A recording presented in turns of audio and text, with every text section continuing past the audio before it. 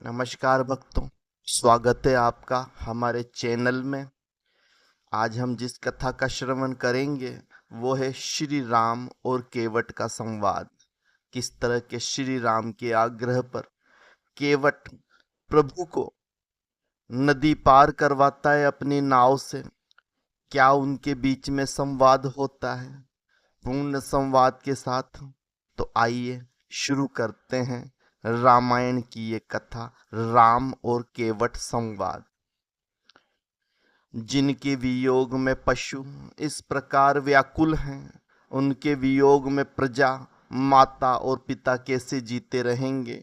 श्री रामचंद्र जी ने जबरदस्ती सुमंत्र को लौटाया। तब आप गंगा जी के तीर पर आए। श्री राम ने केवट से नाव मांगी, पर वह लाता नहीं। वह कहने लगा, मैंने तुम्हारा मर्म भेद जान लिया है। तुम्हारे चरण कमलों की धूल के लिए सब लोग कहते हैं कि वह मनुष्य बना देने वाली कोई जड़ी है, जिसके छूते ही पत्थर की शिला सुंदर स्त्री हो गई। मेरी नाव तो काठ की है, काठ पत्थर से कठोर तो होता नहीं। मेरी नाव भी मुनिश्री स्त्री हो जाएगी और इस प्रकार मेरी नाव उड़ जाएगी। मैं लुट जाऊंगा अथवा रास्ता रुक जाएगा, जिससे आप पार न हो सकोगे और मेरी रोजी, मेरी कमाने खाने की राह मारी जाएगी। मैं तो इस नाव से सारे परिवार का पालन पोषण करता हूँ, दूसरा कोई धंधा नहीं जानता। हे प्रभु, यदि तुम अवश्य ही पार जाना चाहते हो तो मुझे पहले अपने चरण कमल पखार लेने दो। ये कहकर मैं चरण कमल धोकर आप लोगों को नाव पर चढ़ा लूंगा। मैं आपसे कुछ उतराई नहीं चाहता। हे राम, मुझे आपकी दुहाई और दशरथ जी की सौगंध है, मैं सब सच सच कहता हूँ। लक्ष्मण भले ही मुझे तीर मारे, पर जब तक मैं पैरों को पखार न लूंगा तब तक, है तुलसीदास के नाथ, है कृपालु, मैं पार नहीं उतराऊंगा। केवट के प्रेम में लपटे हुए अटपटे वचन सुनकर करुणाधाम श्री रामचंद्र जी जानकी जी और लक्ष्मण की ओर देखकर हंसे। कृपा के समुद्र श्री रामचंद्र जी केवट से मुस्कुराकर बोले, भाई तू वही कर जिससे तेरी नाव न जाए। जल्दी पानी ला और पैर धो ले, देर हो रही है, पार उतार दे। जासु नाम सुमिरत इक बारा, उतरहि नर भव सिंधु अपारा। सोई कृपालु केवट निहोरा, जेहि जुग किया तिहु पग तेहि धोरा। एक बार जिनका नाम स्मरण करते ही मनुष्य अपार भव सागर के पार उतर जाते हैं, और जिन्होंने वामन अवतार में जगत को 3 पग से भी छोटा कर दिया था, 2 ही पग में त्रिलोकी को नाप लिया था, वही कृपालु श्री रामचंद्र जी गंगा जी से पार उतारने के लिए केवट का निहोरा कर रहे हैं। पद नख निरखी देव सर हर्षि, सुनि प्रभु बचन मोहि मति करषि। केवट राम रजायशु पावा, पानी कठावत भरि लहि आवा। प्रभु के इन वचनों को सुनकर गंगा जी की बुद्धि मोह से खिंच गई थी। ये साक्षात भगवान होकर भी पार उतारने के लिए केवट का निहोरा कैसे कर रहे हैं। परंतु समय पाने पर उनकी उत्पत्ति के स्थान पद नखों को देखते ही उन्हें पहचान कर देवनंद जी गंगा जी हर्षित हो गई। वे समझ गई कि भगवान नर लीला कर रहे हैं। इनसे उनका मोह नष्ट हो गया और इन चरणों का स्पर्श प्राप्त करके मैं धन्य होंगी, यह विचार करके वे हर्षित हो गई। केवट श्री रामचंद्र जी की आज्ञा पाकर कठोते में भरकर जल ले आया। अति आनंद उमगी अनुरागा, चरण सरोज पखारन लागा। बरसि सुमन सुर सकल सिंहाही, एहि सम पुण्य पूज को नाही। अत्यंत आनंद और प्रेम में उमंग कर वह भगवान के चरण कमल धोने लगा। सब देवता फूल बरसाकर सिहाने लगे कि इसके समान पुण्य की राशि और कोई नहीं है। पद पखारी जलुपान करी आप सहित परिवार, पितर पारु करी प्रभ ही पुनि मुदित गए ले पार। चरणों को धोकर और सारे परिवार सहित स्वयं उस जल चरणोदक को पीकर पहले उस महान पुण्य के द्वारा अपने पितरों को भवसागर से पार कर फिर आनंद पूर्वक प्रभु श्री रामचंद्र जी को गंगा जी के पार ले गया। उतरी ठाड भय सुर सतीरेता, सिंह राम गुहु लखन समेता। केवट उतरी दंडवत कीना, प्रभु हुई सकुच एहि नहीं कुछ दीना। निषाद राज और लक्ष्मण जी सहित श्री सीता जी और श्री रामचंद्र जी नाव से उतरकर गंगा जी की रेत बालू में खड़े हो गए। तब केवट ने उतरकर दंडवत की। उसको दंडवत करते देख प्रभु को संकोच हुआ कि इसको कुछ दिया नहीं। पियहिय की सिय जन निहारी, मन मुदरी मन मुदित उतारी। कहु कृपालु लेहि उतराई, केवट चरण गहे अकुलाई। पति के हृदय की जानने वाली सीता जी ने आनंद भरे मन से अपनी रत्न जड़ित अंगूठी उतारी। कृपालु श्री रामचंद्र जी ने केवट से कहा, नाव की उतराई लो। केवट ने व्याकुल होकर चरण पकड़ लिए। नाथ आजु में काहन पावा, मिटे दोष दुख दरिद है दावा। बहुल काल में कीन्ही मजूरी, आज दीन विधि बनी भल पूरी। उसने कहा, है नाथ, आज मैंने क्या नहीं पाया। मेरे दोष दुख और दरिद्रता की आग आज बुझ गई है। मैंने बहुत समय तक मजदूरी की, विधाता ने आज बहुत अच्छी भरपूर मजूरी दे दी।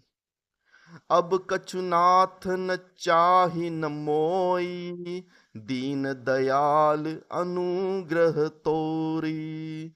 फिरती बार मोहि जो भी देबा, सो प्रसादु में सिर धरि लेबा। है नाथ, हे दीन दयाल, आपकी कृपा से अब मुझे कुछ नहीं चाहिए। लौटती बार आप मुझे जो कुछ देंगे वह प्रसाद में सिर चढ़ा कर लूंगा।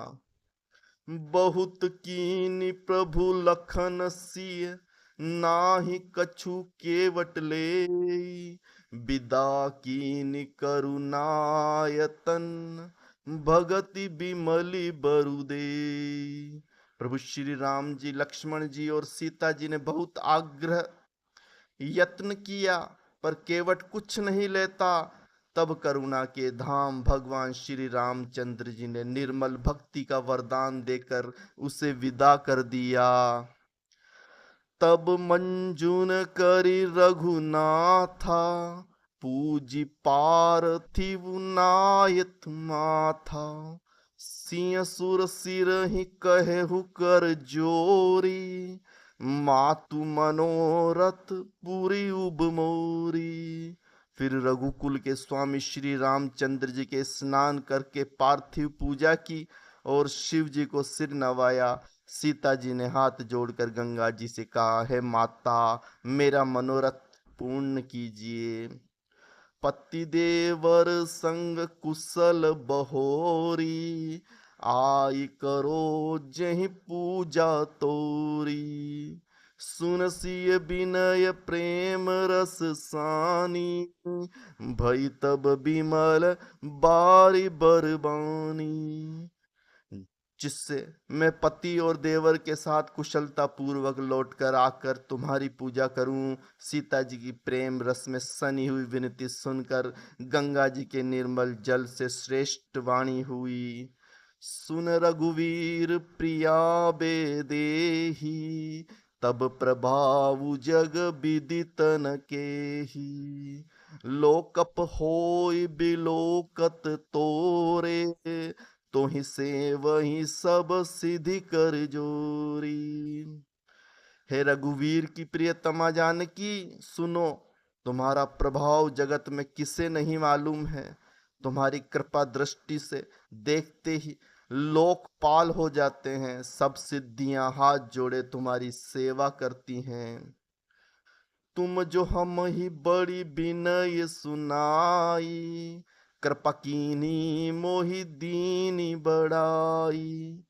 तदपि देवी में देवी असीसा, सफल हो न हित निज बागीसा। तुमने जो मुझको बड़ी विनती सुनाई, यह तो मुझ पर कृपा की और मुझे बधाई दी है, तो भी हे देवी, मैं अपनी वाणी सफल होने के लिए तुम्हें आशीर्वाद दूंगी।